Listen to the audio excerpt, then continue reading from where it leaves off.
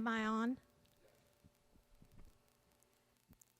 Our two speakers tonight have teamed to present film Noir on RSU TV. It's now KRSU. Sunday night series of old black and white movies. Anna Berry is the wanderer of the pair. Anna was born and raised in Tulsa, went to Chicago, where she earned a degree in theater from DePaul University. Then she went to California, went to LA for a media career, then to New York City, where she founded Anna Berry International and had roles in TVs, commercial, and in one of my favorites, Blue Bloods. Hey, she's a yoga teacher, a vocalist in a band, bossa nova and Latin jazz. Then she created Unscripted, Oklahoma's premier digital talk show, which she highlights stories about where to go, who to see, and who to know. Well, she knew who to get to know, John Wooley. John's roots are deep in northern Rogers County. I know that for sure. I've known him for a long time. But I found out for certain whenever I sent a news release to the Chelsea Reporter and Linda Lord shot back, he's one of us. Like Will Rogers, John is proud of his Chelsea surroundings. And also, like Will, his career is varied. About 50 books, written or co-written or edited, and he's working on another. He's a novelist, a lecturer, filmmaker, radio and TV host, music and pop culture in general, and a former newspaper reporter. His works run the gamut from the historic and westerns to ridiculous, music to biographies, comics to horrors, and the dark side. Noir is defined as hard-boiled, it's cynical, sleazy, edgy. Now that's John Wooley with class. I present to you Anna Berry and John Wooley.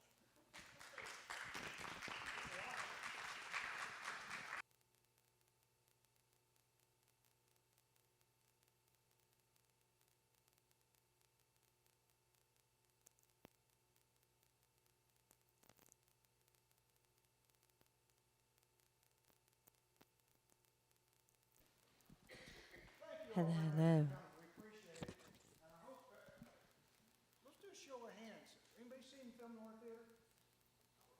Oh, good. All right. Thank you all. That's great.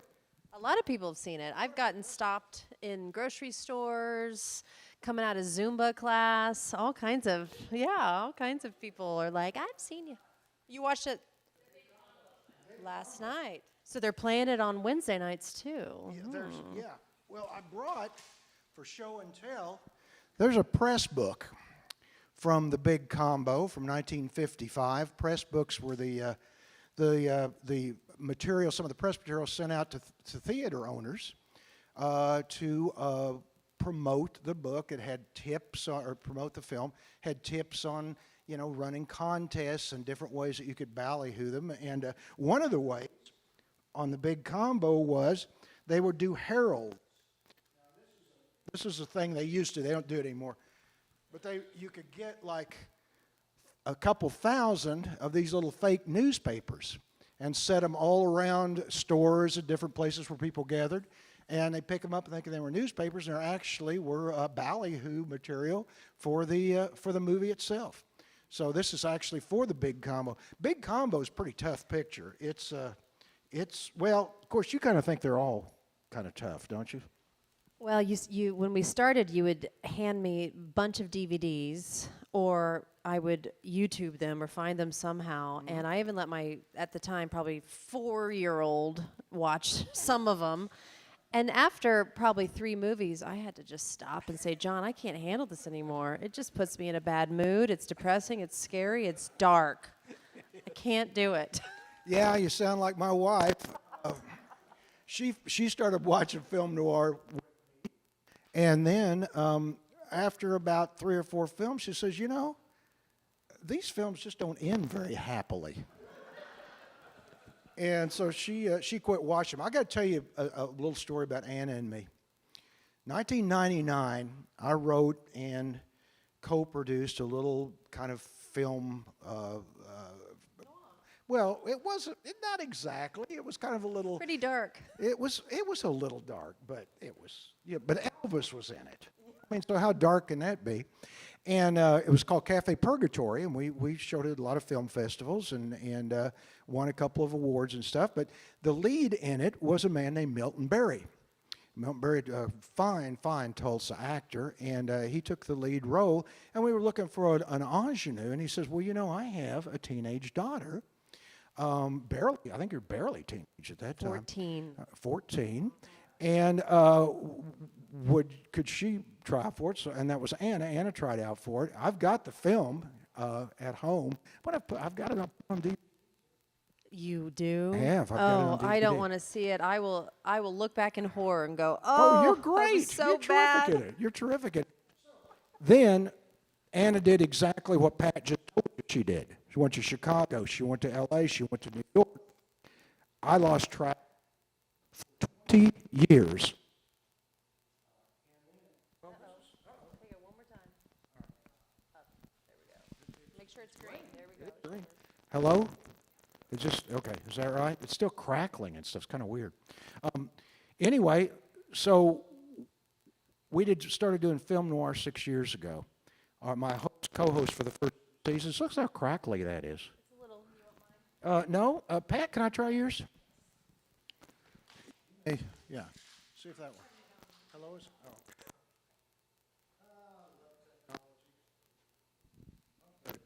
Is this better?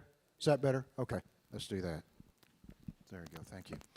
And so after 2 years, my co-host left for Atlanta, and we were going to audition a new co-host, and Royal Ailes at KRSU, RSU TV, said, well, I've got somebody I think you'll really like.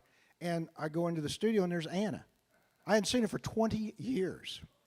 And so there we were, and that was 4 years ago, wasn't it? Yes. Yeah, so yeah. It was a fun reunion. Yeah, it was a fun reunion. There you have it. And there are my glasses. All right.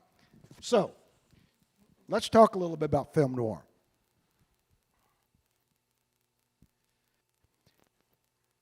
A couple of years ago, we were at the RSU holiday lunch. It had to be a couple of years because there wasn't one last year, right? And we were at the RSU holiday lunch, and Royal, general manager, Royal Ailes, gets up and he's kind of saying a little bit about everybody around the table. And he gets to Anna and me and he says, Anna and John do film noir theater. He says, I just hear from people all the time who just really love this program. And then he looks at us and he says, I don't get it. Just like that. Yeah, just like that. So what is there to get about film noir? And here's another thing. You all will notice if you watch the show, Anna is the one who really knows how to say noir. Right? Would you mind saying that? Noir. Yeah.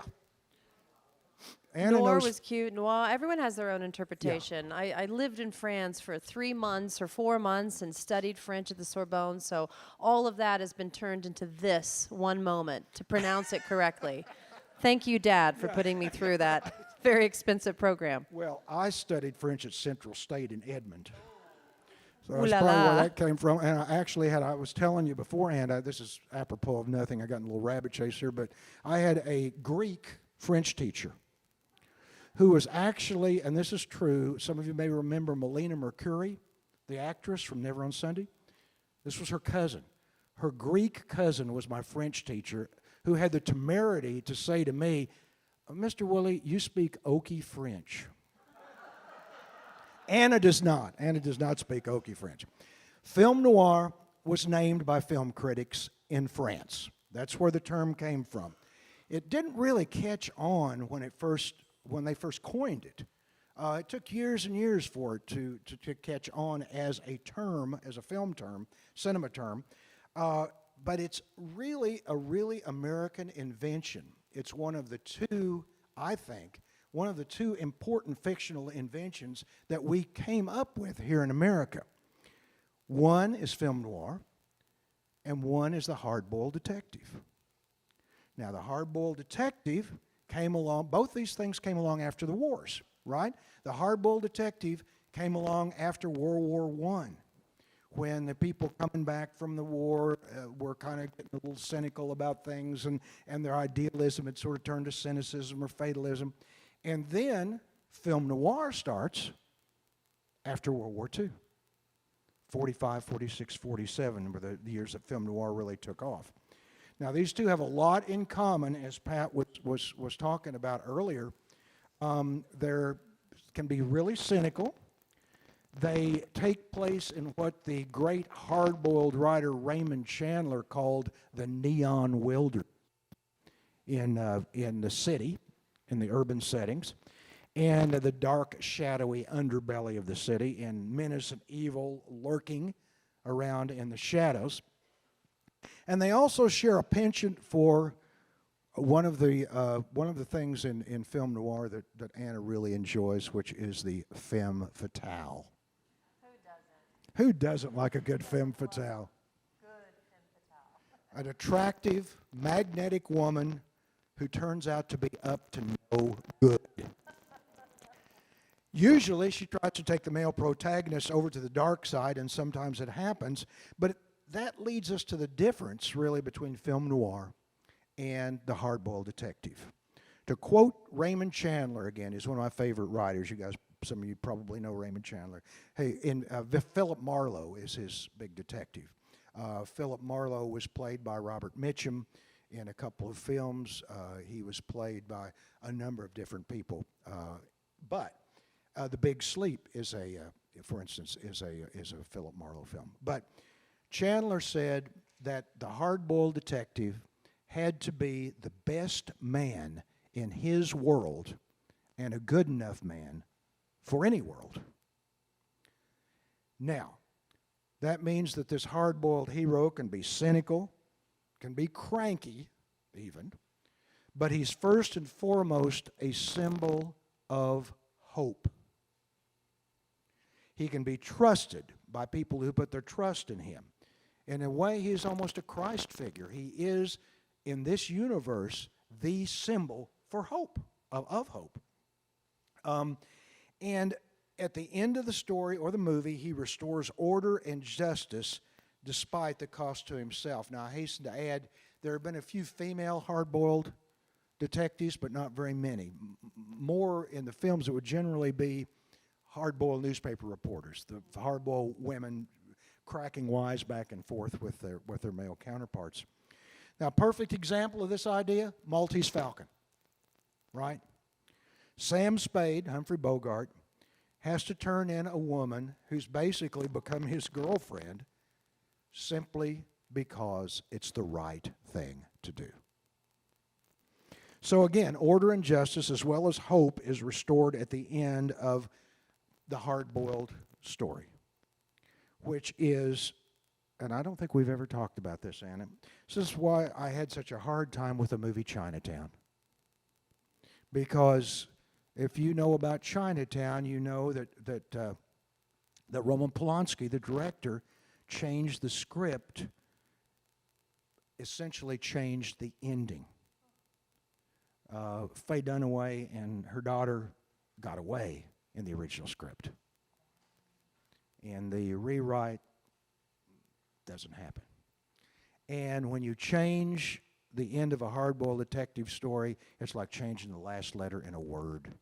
It changes everything that went before. At least that's my, and believe me, I've had plenty of fights with people who don't think I don't know what I'm talking about. So if you don't, that's fine.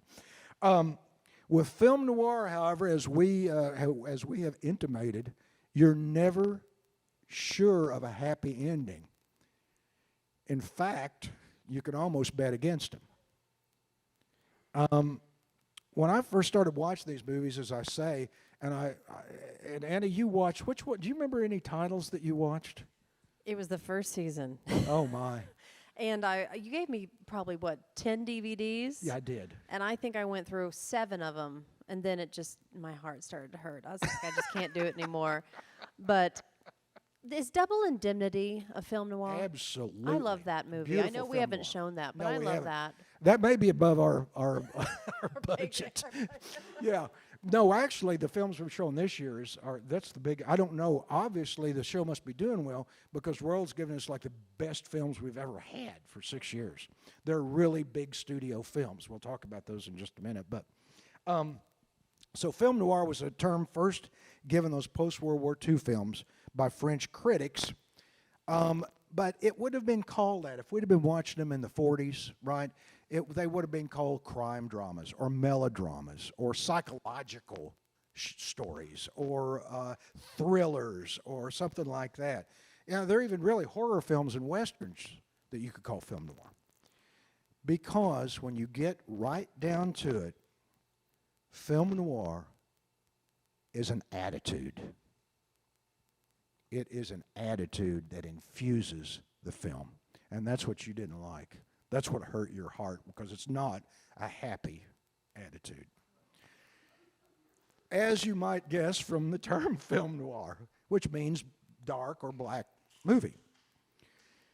It often looks exactly like that. You look at those films noir and they're dark and they've got a lot of shadows and there's neon and there's a lot of really odd, unusual camera angles. One of the ones that we show this year, the one with Richard Basehart, where he plays Jack Webb is in. I've got it down here, and all of a sudden, let me tell you, I've just turned 72, and the day that I turned 72, I lost every proper noun that I ever knew. If it starts with a capital letter, I'm done. I've just got He Walked by Night. That's the name of it. He Walked by Night. Yeah. Very dark. As a matter of fact, the end of He Walked by Night takes place in the sewer system of L.A. And so it doesn't get much darker than that. So you get that dark urban setting, but that choice of settings is a reflection of the attitude of the darkness in the souls of many of the people in film noir.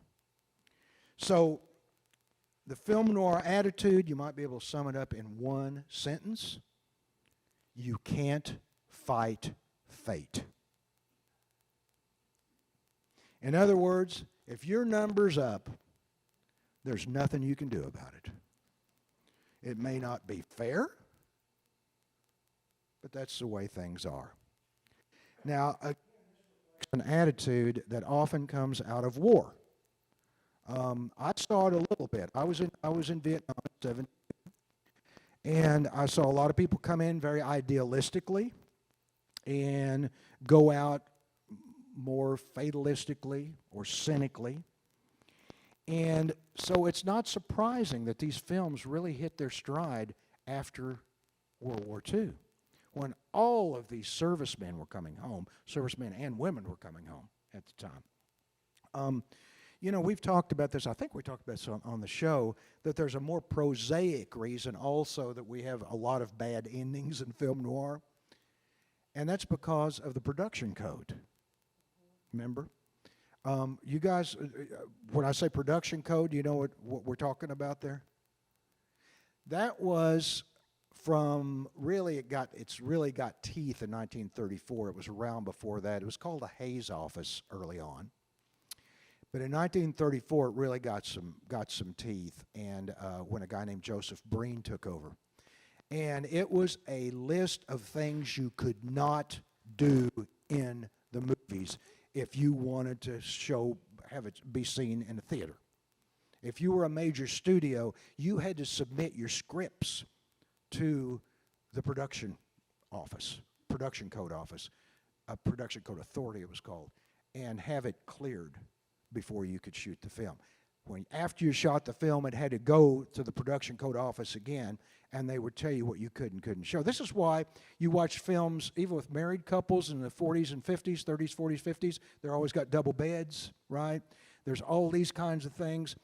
Production code stuck around really until the 60s, and it was supplanted by the MPAA letters, GPG, RX. That's what took over for the production code.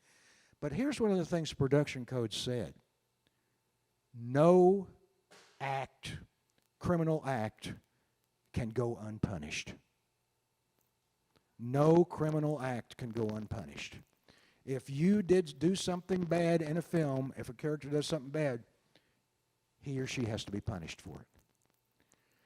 Well, in film noir, as we know, people are always doing something bad. And that's why there's so many. Yeah, it's the punishment. Exactly. It's a production code mandate. And so the downbeatness, I don't think that's a word, is it? The downbeatness, I can make up words, I just can't remember any. The downbeat quality of the films has a lot to do with the production codes mandating these unhappy endings for those who have crossed the law in some way or another. Even if they have good reasons sometimes for doing what they do, even if the criminal act is justified, they still can't get away with it in that era. So with that in mind, Anna, I want to look at the 6 features that we're showing right now and just talk a little bit about how this works on each one of the ones. Again, we're on at 7 p.m. KRSU channel 35, and we're on the cable channel. Do you know where we are on cable? I don't either. But we're obviously on Wednesday nights too. Well, yeah, we're on reruns. We're on the number 2 station on that.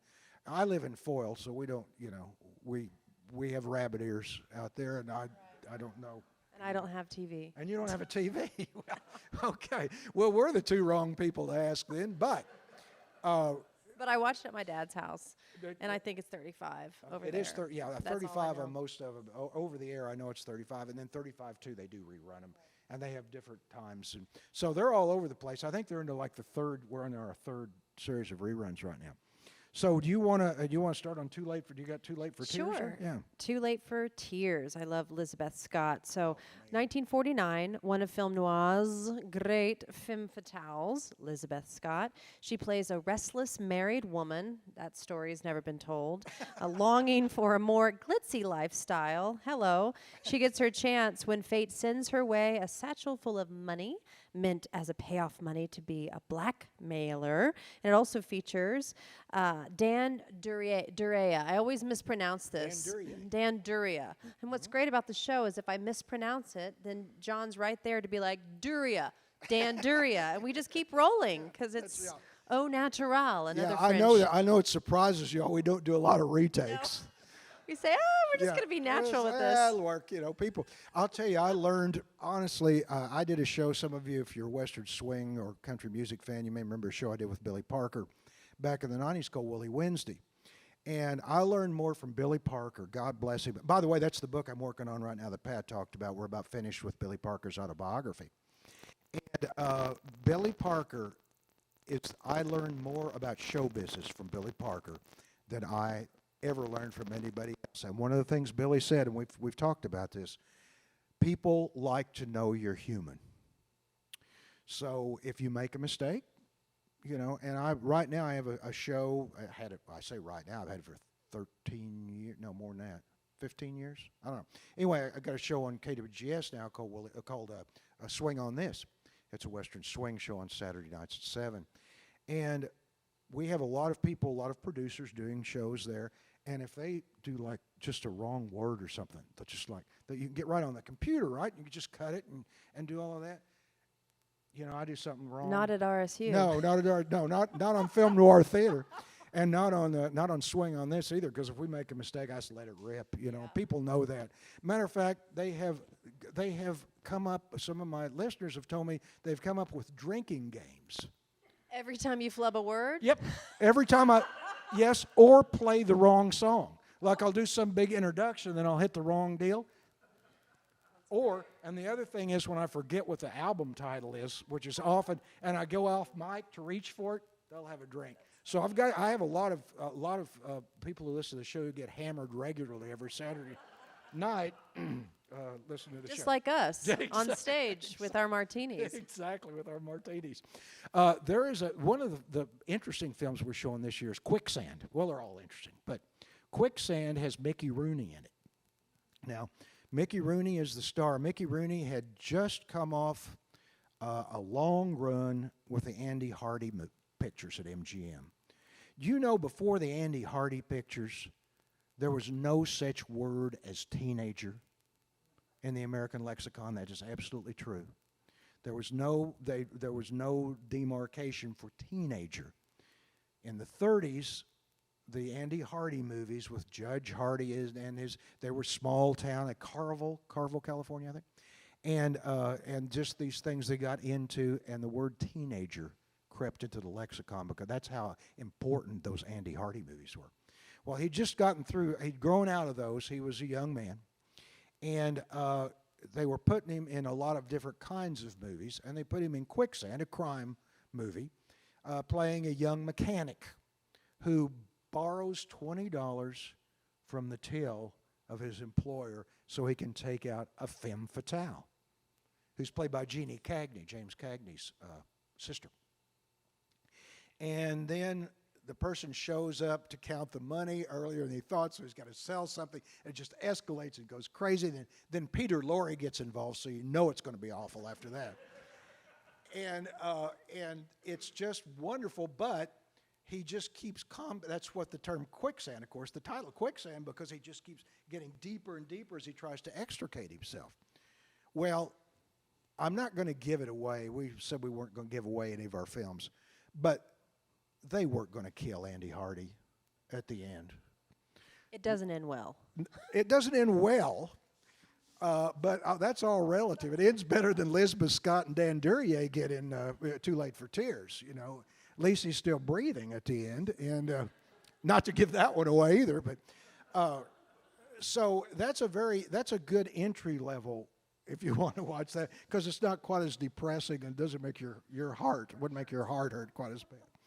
How about that next one? Kansas City Confidential. That was a big deal to get, right? Super big movie, 1952. John Payne. He's starring as a guy driving a florist's delivery truck who happens to be in the wrong place at the wrong time. Fate again. When the forces of the law find out he's done time, they do their best to pin a couple of murders on him. So not fair. It's not fair, and you know it's the one. This may be one of the ones you watch. This is one where they end up in Mexico. The little fishing thing in Mexico, and they got some of the evilest henchmen there ever, right? It's Lee Van Cleef is one of them, and there's two others, and of course since they actually have names, I can't remember. Didn't write it down. Jack Elam is one of them, who's very good, and I'm missing Neville Brand is the third one, and Neville Brand is you looked at Neville Brand, you knew he was up to no good. But it's a little bit different for noir, and then a lot of it takes place at a fishing camp instead of in the dark underbelly of the city. And did you watch? I know you watched Scarlet Street, and that is my favorite of the bunch. Have you guys any of you seen Scarlet Street? Isn't that a wonderful? I mean, it's really sad, I know, but it wasn't wonderful for her. No. What was it? Why did they call it Scarlet Street again? That Scarlet Street was kind of the street that Edward G. Robinson's little cashier character traversed. He was a cashier with the soul of an artist, and the poor man, just everywhere he turned, he had a horrible, shrewish wife. And Dan Duryea shows up again as just this horrible guy, and Joan Bennett is the femme fatale in this one, and they conspire against Edward G. Robinson, and Edward G. Robinson is so good in this picture, and it's one of the saddest endings. He doesn't die at the end, but it is one of the most tragic endings ever, isn't it? I mean, especially for someone who aspires to art. I didn't watch the ending. I just couldn't handle it. Well, let me tell you what It happened, just was Anna. like, no more. It Poor was- guy. It probably got sad. It started out sad and just got sadder, you know. Yeah, it's pretty bad. But Dan Duryea is really fun to watch in this, and so is Joan Bennett. Then we talked about He Walked by Night. There is a fifth billed actor in He Walked by Night that, because of the nature of the film and the person that they had there as a technical advisor for the LAPD, this actor got the idea to do a TV series based on true Los Angeles police cases in a very deadpan narrative style. The actor was Jack Webb.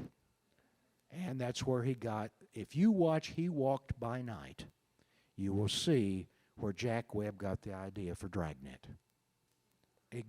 Right down to the voiceovers, the deadpan delivery that Jack Webb was so famous for.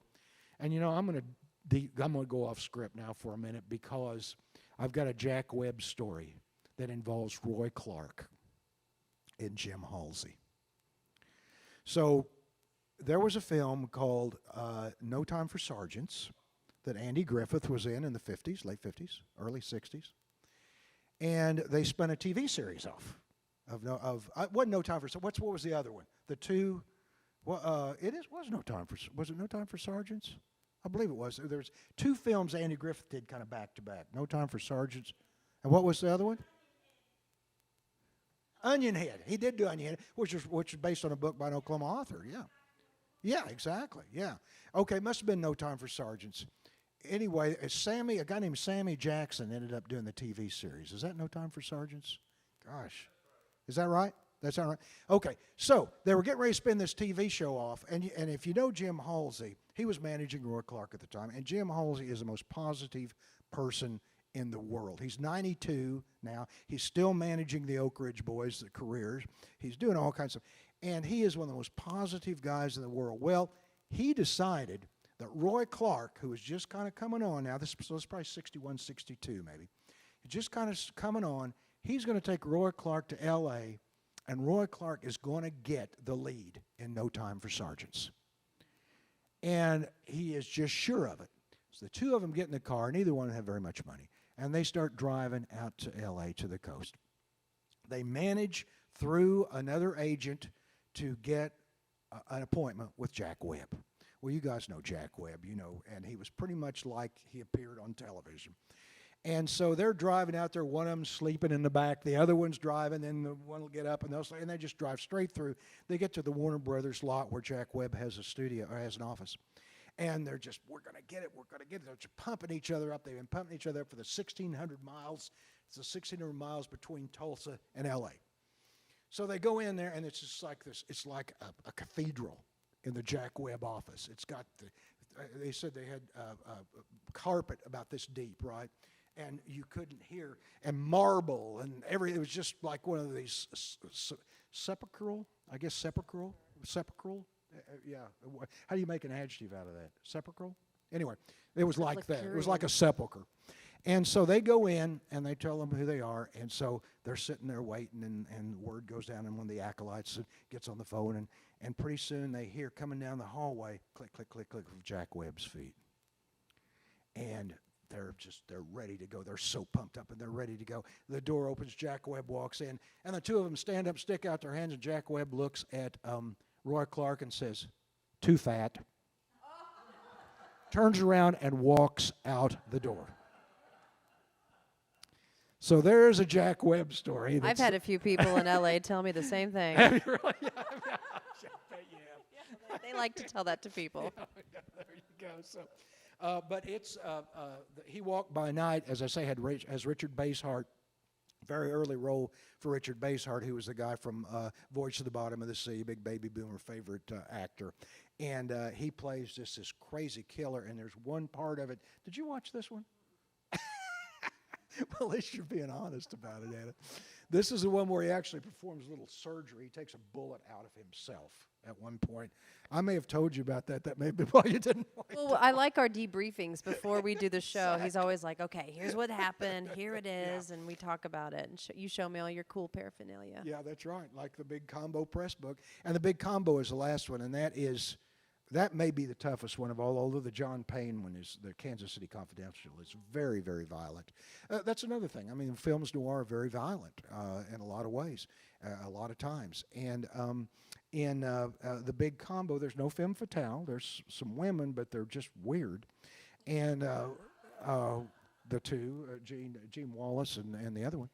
And Richard Conte, who was such a good criminal type, is in it as a criminal.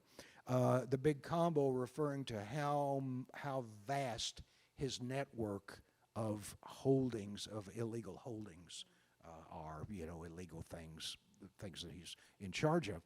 And Cornell Wilde plays a poor but honest cop that's going after that character, and it is filmed by one of the best, probably the top of all the film noir cinematographers, a guy named John Alton, who filmed a ton of those things.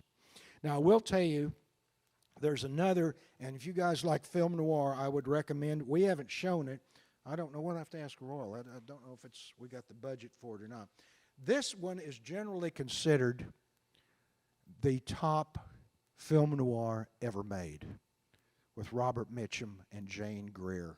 Film called Out of the Past. It is like the template for film noir. However, I love, those of you who know me know that I love low-budget movies, and I love a little low-budget film made in 1945 called Detour, which I believe is the classic film noir, made by a guy named Edgar Ulmer. And Edgar Ulmer's, you can tell his style, because he worked for a tiny, what they call Poverty Row company called PRC, Producers Releasing Corporation, in the 40s. And he was one of those guys I really admire. He realized if he went to a tiny studio, he wouldn't get a lot of money to make these films, but he could make whatever films he wanted to make. So he's got little films like a thing called Club Havana, which is Grand Hotel for about $1.98. It's a wonderful picture. And Detour, with a guy named Tom Neal in the lead, is a perfect film noir. Runs about, these are all usually pretty short. We showed that movie. We did right? show yeah, that movie. 2 years We ago. showed that movie 2 years ago, yeah. And you had a really cool poster about it. Yes, yeah, it's a wonderful, matter of fact, this is how geeky I am about the film. I just went on an online auction and bought an autograph that someone had collected in the 40s from the female lead in Detour. How much did you buy it for, John? It was a bargain. You do sound a lot like my wife about that. Not liking the films noir and wondering how much I paid for those goofy autographs. But yeah, it's about a guy who picks up a woman who's hitchhiking and ends up just in the worst possible situation of all, and it's fate. It's just being in the wrong place at the wrong time and doing the wrong thing. And fate is the engine for so many films noir. Just you do this, you make this choice, or sometimes you don't even make the choice. Sometimes fate makes the choice for you. So I think that's where I encourage you to watch them. So far, we seem to be, it's almost like, we seem to be doing this for life, I hope. We've done it for 6 years. We hope we'll have another good run, another 6 more. And I don't think after 6 years you'll be watching any more of them than you do now. So be perfect. I think we should do the B movie Yeah. series. You want to do the horror films, which I'll read the script, but I Yeah. won't watch the movies. Right. I can't handle those either. Well, I want to do a series, a TV series. You're right, exact. 2 things I would like to do, and I hope I'll get to do these. One is I want to do a documentary called Tulsa Terrors, because there were so many little horror movies done around Tulsa in the 1980s following the success of a film called Blood Cult. And those folks are still around to be interviewed. And actually, your dad was in a couple of one or two of those. And I want to do that, and I want to do a Poverty Row series. I'm fascinated by the films made by the cheap studios in the 40s. Everybody remembers MGM and Universal and Paramount, but what about PRC and Monogram? They made some of the oddest. They had no money. So I was going to say, like with Edgar Ulmer, you watch an Edgar Ulmer film for PRC, and it's always full of fog. That was one of his trademarks. It's just full of fog. Well, the reason it's full of fog is he wanted to cover up like the cheap sets.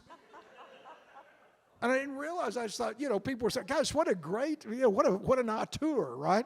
And he was just trying to cover up a cheap sets. So I would love to do, Anna and I have talked about hopefully being able to do a Poverty Row series at one time or another. So tell your local TV people that would be an exciting thing. Does anybody have any questions or comments? Dr. Salwachter.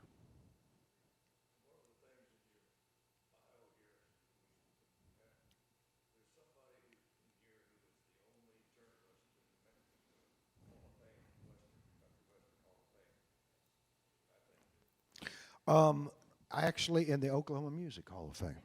Yes. Sure. Absolutely. Yeah.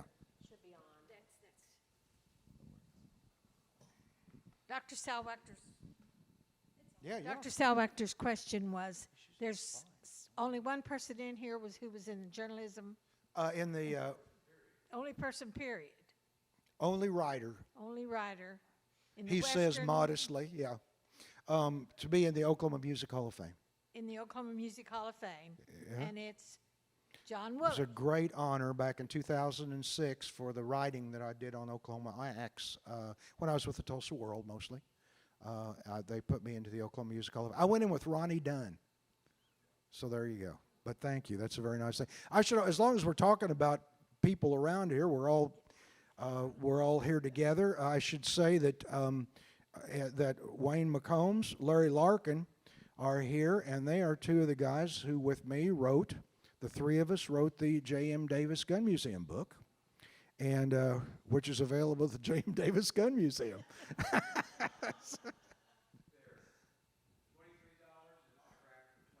That's right. That's right. As I always ask people about my own books, do you want one of the rare unautographed copies? Yeah. Are there other questions?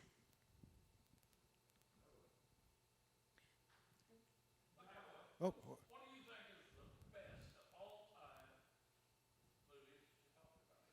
What is the best of all time movies that you've talked about? Detour. Detour. Detour. Detour. Absolutely. Larry Absolutely. Larkin votes for Detour. Yes. Or Cafe Purgatory. Cafe Purgatory is pretty good. That's one Anna's in. I think I've got a DVD of it. It hasn't. There's only one copy. Yeah, that's right. He's got it.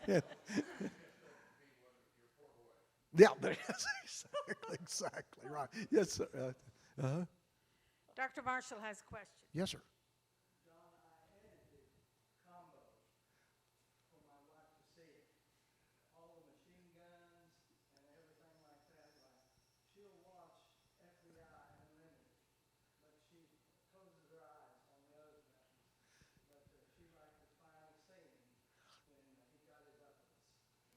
You know,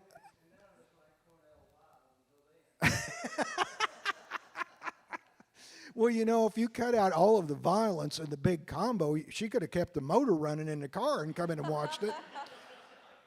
Gone back out and did her some shopping, That's a violent film.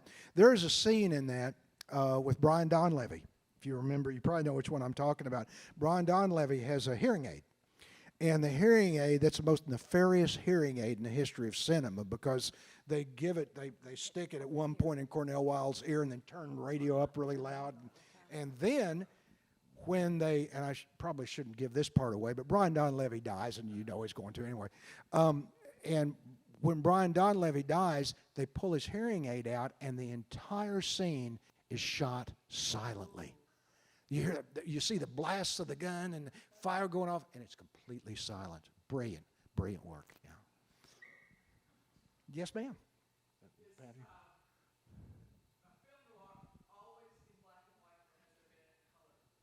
Is film noir always black and white, or has there been a color? There have been some in color. It's, for some reason, it works better in black and white because it's the brightness of color and the hues and all of that. But there was it's called Strictly Dishonorable, I believe it is. John Payne and Rhonda Fleming. I believe it's called Strictly Dishonorable. I cannot remember, but it was in color. I think we've shown one color film in the 6 years I've been doing this, and it was that John Payne, Rhonda Fleming film. It just doesn't quite have, I mean, you can still do gangster stuff, but the shadow play, and okay, help me with the word. I see so many words written, and I can't pronounce them. Chiaroscuro, am I saying that right? Excuse me? Chiaroscuro? The interplay of light and black in art. I do not. Say it. Okay, there you go. Thank you. That. And Is that Greek? Yeah. That was Greek. And you can't really get that in color. You can't have that light, dark play like you do in black and white. So the most successful ones really are in black. There's never been a great, and see, Chinatown, some people would say is film noir. And you can't really get that kind of seedy, menacing, dark, urban feel with color film, I don't think. I have a question. Besides Chinatown, has there been a modern attempt to make a film noir? Yeah, they do it from time to time. There was one with Val Kilmer called Kill Me Again.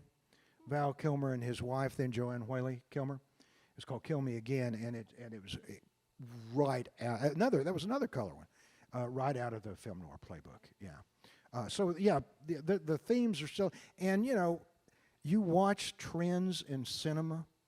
And like in the 70s, you start realizing in the 70s, it didn't matter what kind of film it was, everybody dies at the end.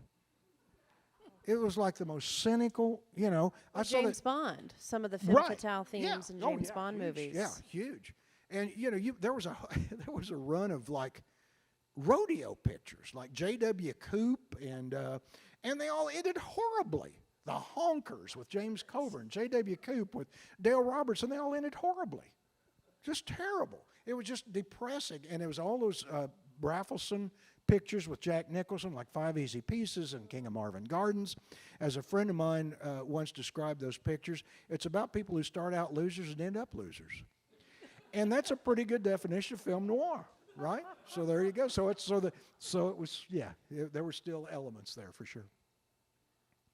Yes, ma'am.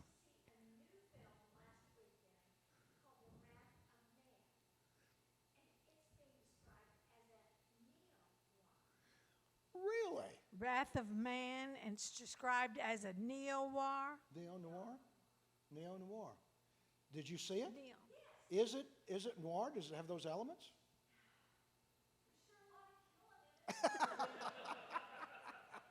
Excellent. It's color though, right? Okay. Okay.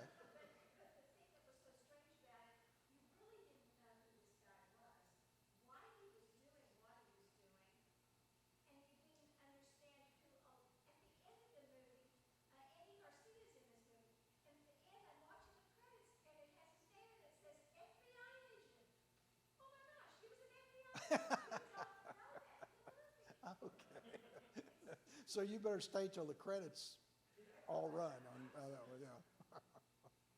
Anybody else? Yes, ma'am. So is film noir considered B movies? Is it more or less than a B movie? That's a really good question, because most of the time they were B movies because you wouldn't put big stars in them because you didn't want big stars to be killed or be seen in unseemly stories. When it did happen, it didn't work out very well. For instance, when and you would call this, I guess, sometimes they would call the B pictures, not to go into inside baseball too much, but like on most of the major studio lots, there would be an A unit and a B unit. The B unit was used for maybe the people who they were trying out to see if they were going to become stars, or people on the way down, people on the way up. And then the A pictures. And the B pictures generally were the ones at the second part of a double bill. That's why you had A, the big picture, B, the smaller picture. Well, sometimes there would be what they would call nervous A's. In some situations, they would be the top of the bill. Other situations, they'd be the bottom. There was a nervous A that came out in 47 called Nightmare Alley. I don't know if anybody's ever seen Nightmare Alley. It is quite the picture. A great book, but it's a carnival noir, essentially. A sideshow noir. Tyrone Power, back from World War II, huge star on the I think it's 20th Century Fox lot, lobbied and lobbied to play this unseemly guy who is basically a hustler, in a carny hustler, in the film. Finally, they let him do it, and they pulled it after 2 weeks because people didn't want to see Tyrone Power, one of the big stars, as this sleazy character, the kind that populate film noir. That's why most films noir were B pictures, but also it was because you could make a film noir really cheaply, right?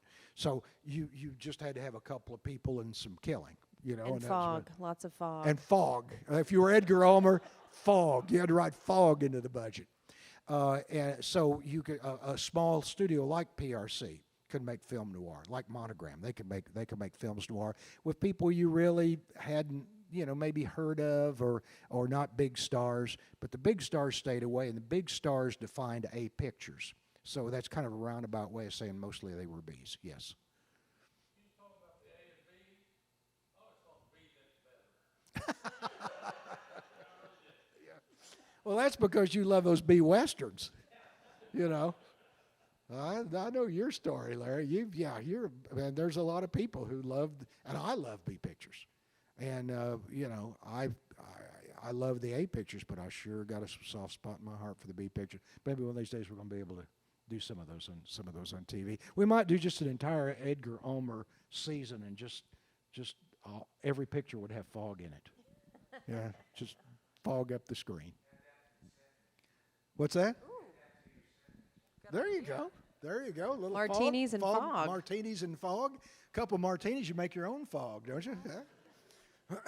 If there are no more questions, I think Tad's going to work his way down here. And while he's coming down, I want to tell you that on July the 15th, Tom Lindley is going to be here.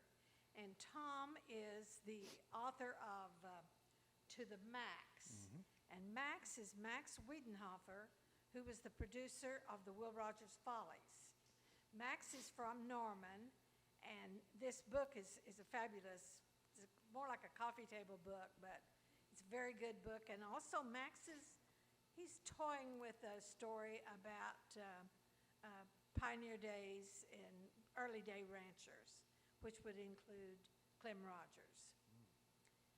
And he will be here. He will be here July the 15th, and then September the 16th is going to be Jim Breitenstein, and he doesn't need anybody to tell who he is because he was in the former legislator and was the head of NASA.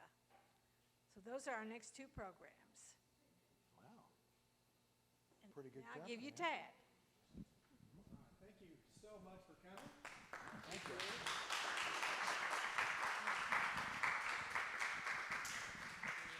Small token of our appreciation is this is from Glacier Chocolates, and these are really cool.